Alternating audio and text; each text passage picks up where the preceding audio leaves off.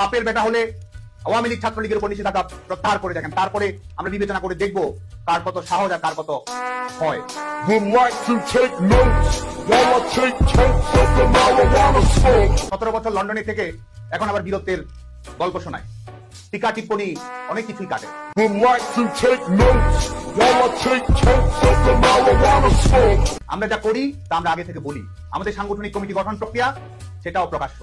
তালিকা যদি লাগে কমিটির, সেটা আমরা প্রয়োজনে প্রধানমন্ত্রীর কার্যালয়ে পাঠিয়ে দেব। Would like to take notes while I take totes of the marijuana smoke.